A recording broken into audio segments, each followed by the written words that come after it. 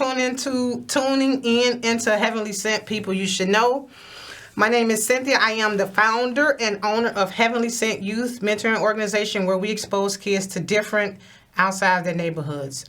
Right now, I am doing a 12-week cohort. I think this next Monday will be the last week over in the North Lundale area. And so that's been going real well. And what else we got going on? I'm now coaching basketball. I coach, I think the kids are 7 and 8 year olds in Indiana, and I coach 3 and 5 year olds. 3 and 5 years old. 3 and 5 year olds at Hope High School. And the name of that organization is called High Five Sports. And so that's 8 to 9. So I'm all over the place doing any and everything I could think of to empower the youth. With my basketball background, it only makes sense. So you guys know all about me. With that being said, I am so excited to introduce you guys to my guest. Y'all got to excuse me, because I've been at the hospital with my 86-year-old grandmother literally all morning. I ran over here to do this interview. I couldn't cancel this. I've been needing to meet meeting for you guys to meet Miss Oliver forever. And so, so I'm all over the place. But nevertheless, she's having hip surgery. She's well. I just left the hospital.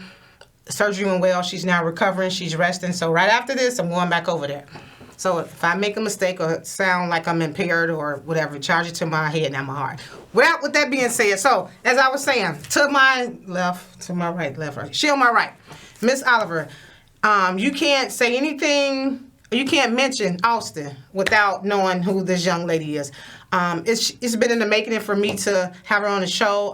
No time better than now. She's got some amazing things going on. And so her organization is called Root to Fruit. And now she's doing doing something totally different, y'all. She's put her baby, as she said, she's put it to the side. She's still in the trenches. Yes. She's still mentoring. She just added something to her portfolio. So with that being said, Miss Oliver, thank you for coming in.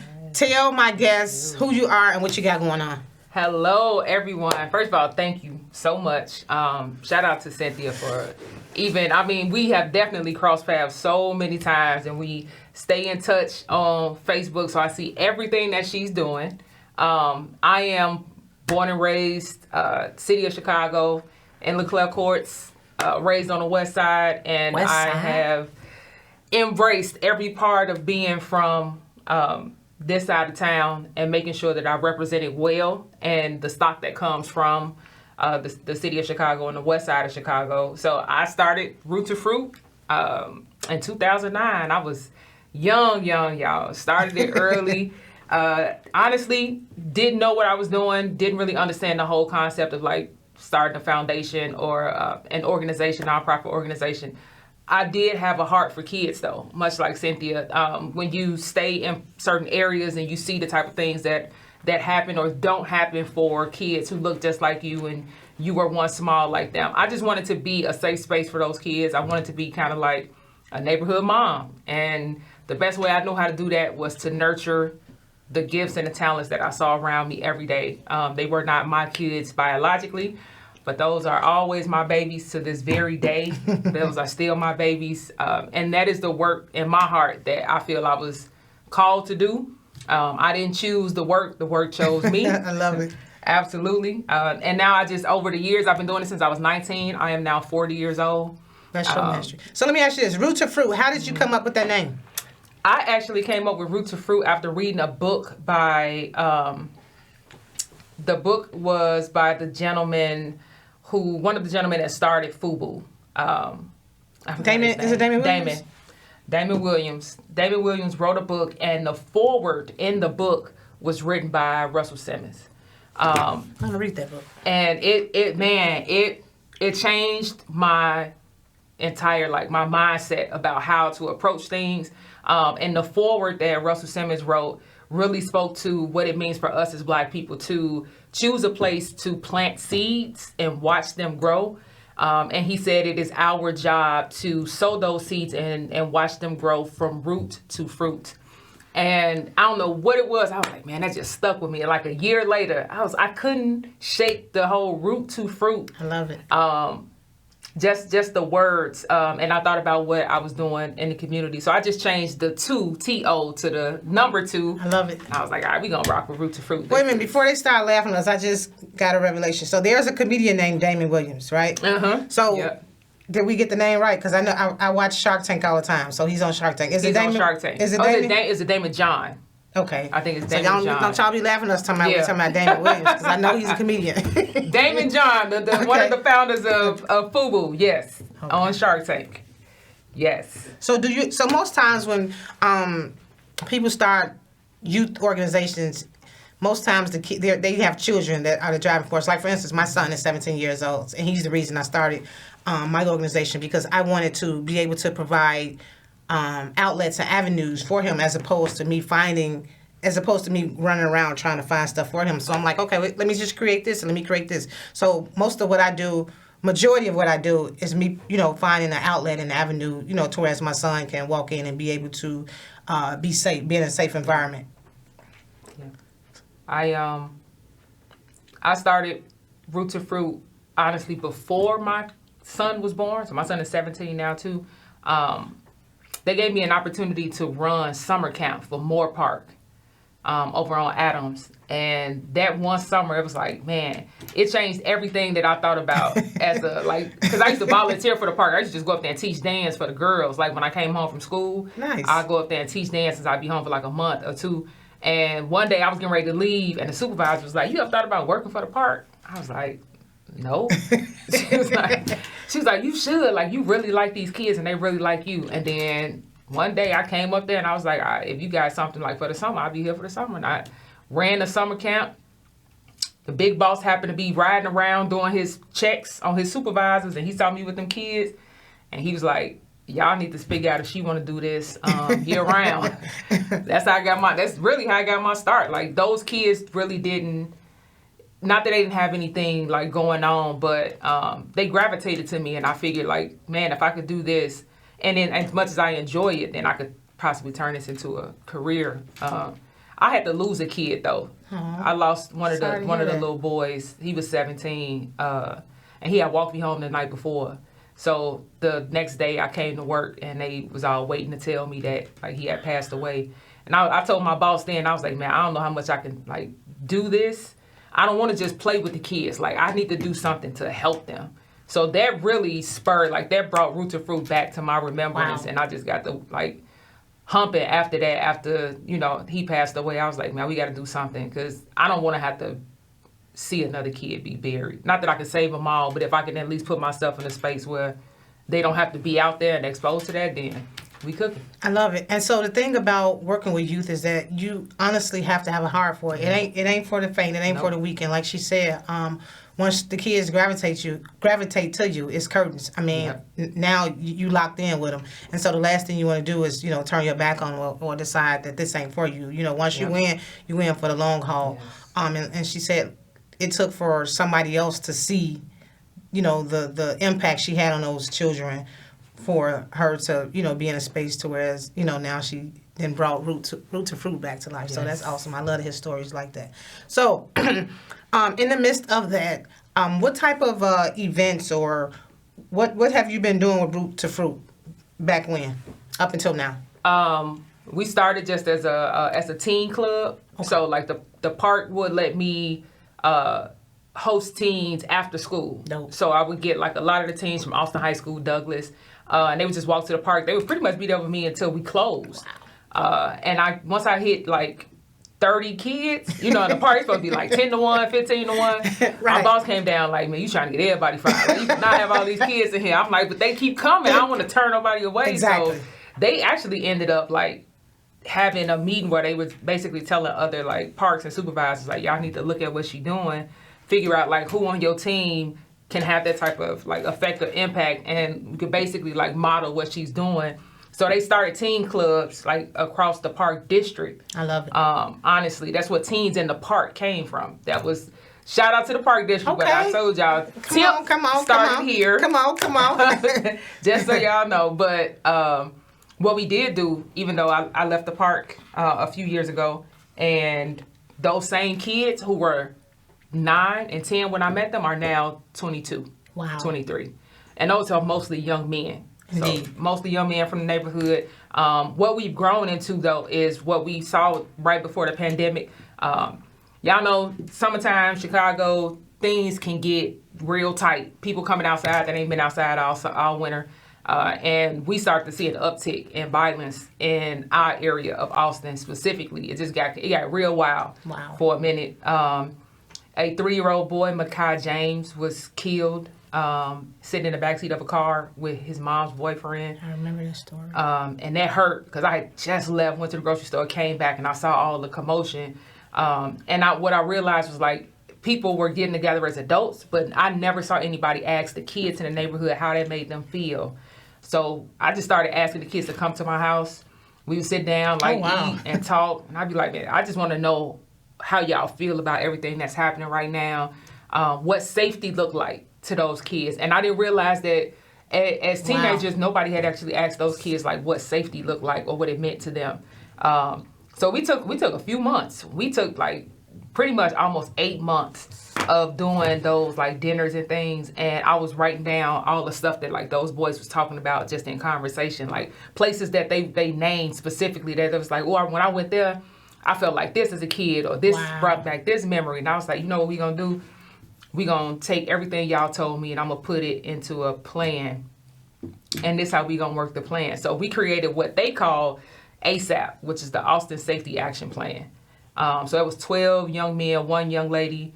And the plan was basically like, how do we carve out a space that we can consider a safe zone? And it's going to be our safe zone. Like, everybody got to pretty much get into them or whatever we are going to do. Impressive. So 2021, we launched that safe zone, which it encompasses a mile, and it encompasses all of those spaces that the kids told me made them, or it reminded them of their childhood, gave them good memories. And we encompass that entire space. We've been running it this year. Will be 4 years now that we've been running that safe zone. Congratulations, I love it. Shout out to Lieutenant Harris, who really encouraged us. He and is encouraged awesome. Those boys. I remember that. Yes. I remember Lieutenant Harris before he became lieutenant. I was like, I think he was a sergeant at that. Yep. I was like, Sergeant, he was like, you know what? When you're available, let's go meet me at Starbucks at this time. And I was like, Sergeant want to meet me at Starbucks to have a conversation about how to help me? And so, from there, I was like, yeah, he stand-up guy. And he's often here in CAN TV on the other end doing interviews. So, yeah. Oh, yeah. Yeah. He's awesome. And, he's awesome. That's a great... That's a great support to have, because I didn't like, I'm gonna be honest, the young people that I was dealing with, they didn't mess with police at all. They did not mess with police at all. So I was like, man, we can't even have y'all around. Like, these shorties did not want to hit none of that. Like, y'all can't even come around. So what really, like, did it for me? He would show up, but he would come out of uniform. He just pull up to see what they was doing. Same here. And just talk to them. So I don't even know if they knew he was an officer until, like, later on, after he had been there with us so long. And then he, told them. But by that time, he was really giving us game on, like, what we were doing and how beneficial it could be to community policing. Wow. So at that point, we didn't even think that far. Like, he really had to break it down to us, and that really encouraged us more to keep going. So we've been really successful. That's the part that I want people to know. Like, I think the city has been glazing over what they know for a fact these kids have done with the safe zone. And they didn't get a lot of encouragement in the beginning, but now it's like, we at a point where these same guys are running things, and now we are able this spring to extend that safe zone to the other side of Lake Street. I love it. So we are in a space where now we could teach other people after 4 years. Like, we could teach them how to do what we've done, and we have a model. We have a strategy. We have a way to approach it. We got a 15-point community code that we stand by, that we ask people to pledge to and honor that code in that safe zone. I love it. So now we trying to take it to everybody else's neighborhood. Like, at least show y'all, and then y'all do that in your neighborhood. I love it. You know what?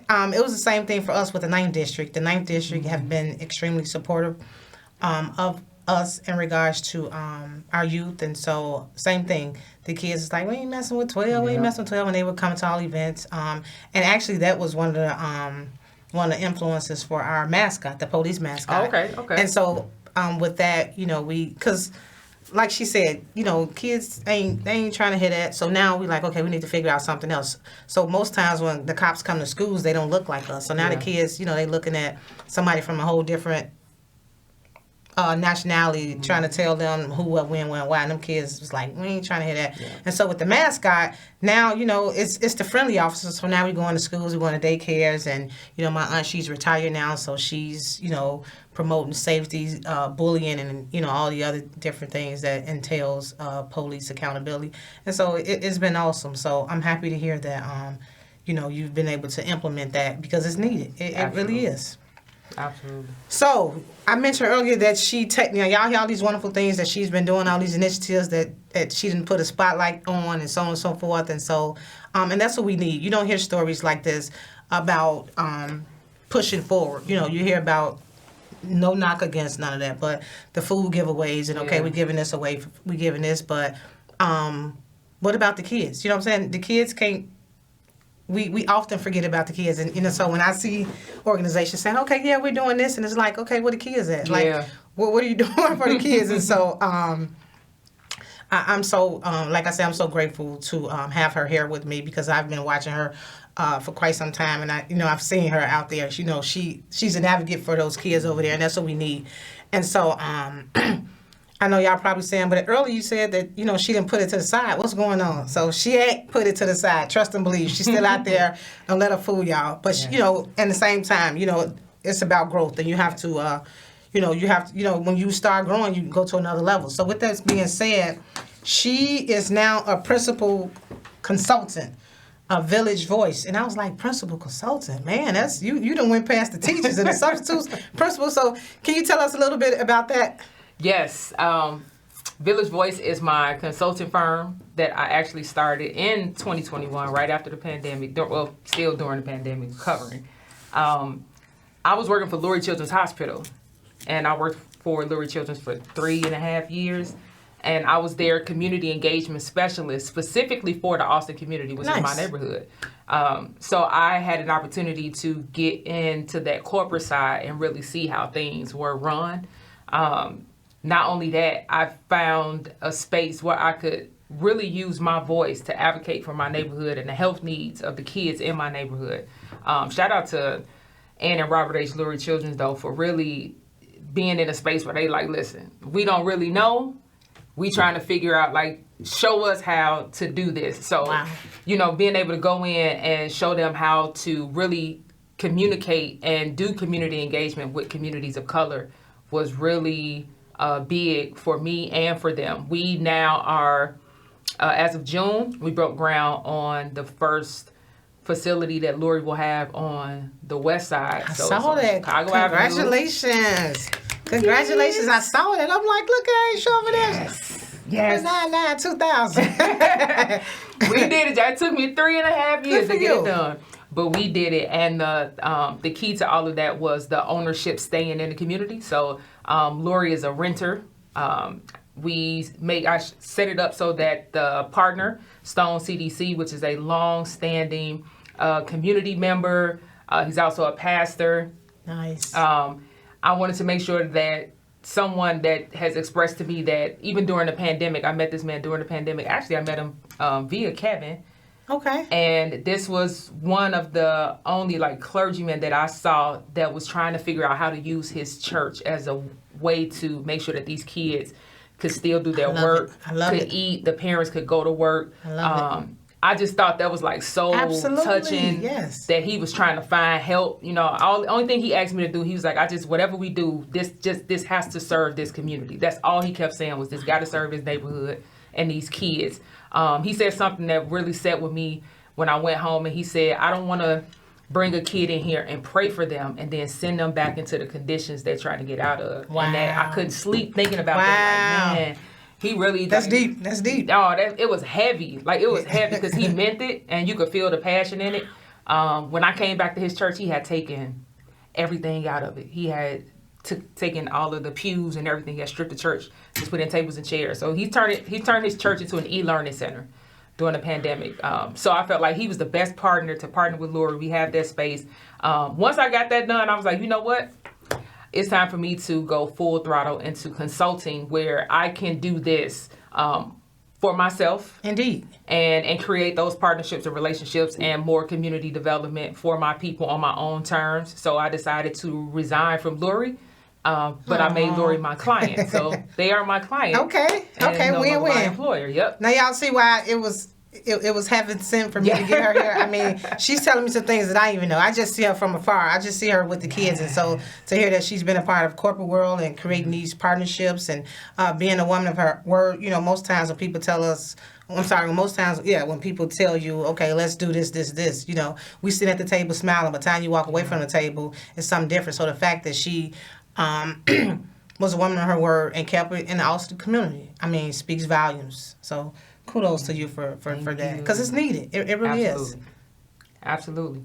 So spring 2026, there will be a brand new $18 million development, new facility. It's called the Austin Hope Center. It's on the 5400 block of Chicago Avenue. You guys can't miss it. It's right across the street from Westside Health Authority and LaShawn Ford's office.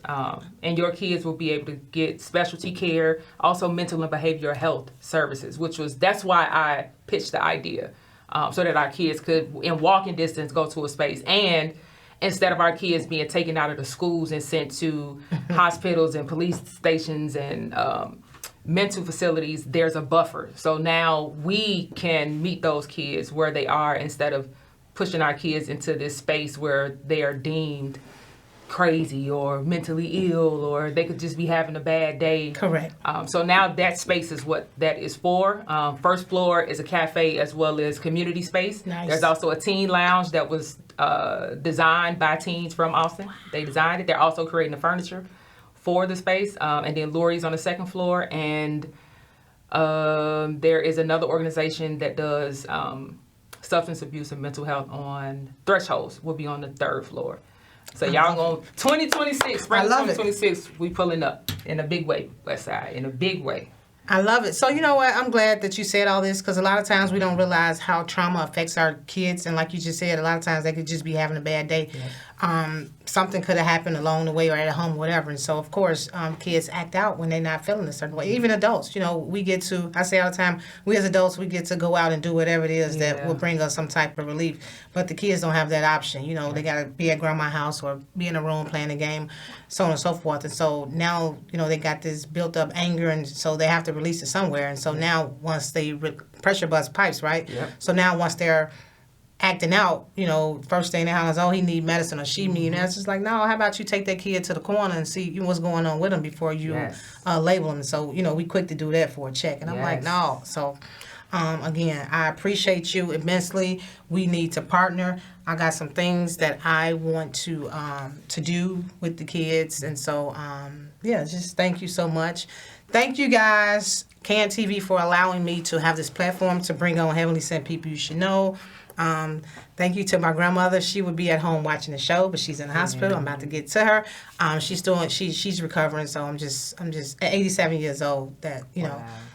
Anyhow, so thank God for her. Thank God for my mom, who's been everything that she could possibly be. For my son, who's back in the green room, for just supporting me and just, being that stand-up kid. And again, thank you so much again. I really appreciate you. And of course, thank God for being ahead of my life. Thank God for keep opening doors for me, meeting people like Miss Oliver, and just everybody that support me, for the parents who entrust me with your kids. And so we have a lot that we want to do in 2025. So you guys just continue to support and be a blessing to me. Anybody you want to give a shout out to, ma'am? My children, Chloe and Travell, my two oldest, Lester and Martell, and honestly, much like you said, every young person and every parent that has allowed me to be a parent to their kid as well. But thank you, man. Thank you, Westside, for just being who you are and allowing me to grow up and be who I am, very unapologetic. As you can see, definitely like shaking tables and stepping on toes, because that's the only way change happens. So I do want y'all to understand that the face of the future is female. So I Of just want y'all to, course. Say less. just want y'all to get used to that. So. They actually just had a commercial I was watching during the Super Bowl. Did you see that commercial? I did. That was so dope. I was like, Yeah. okay, I got empowered just repeating what they were saying. I'm like, okay, let me find that commercial and play it for my kids. And, because, each one teach one. I'm going to say this and I'm going to go. So a lot of times you hear the phrase, people say it takes a village, right? And so for me, I go a step beyond that and said, and so my twist to that is I go out and create my village. That's why you guys see me running and such. Because everybody in your village, everybody that's in your village don't necessarily mean that they for you. So you got to go out and create these partnerships. So when you guys see me moving around and over here, I'm just letting God, use me. That's because right. You can't partner with everybody. Everybody ain't got your vision. And so, like she said earlier, you got to have a heart for it. And so what's from the heart, reach the heart. Right. And so I just call it a blessing for me to be able to connect with people like yourself that's out here without the big cameras and, that's out here making a difference amongst, our kids. So that's right. See you guys next week, same time.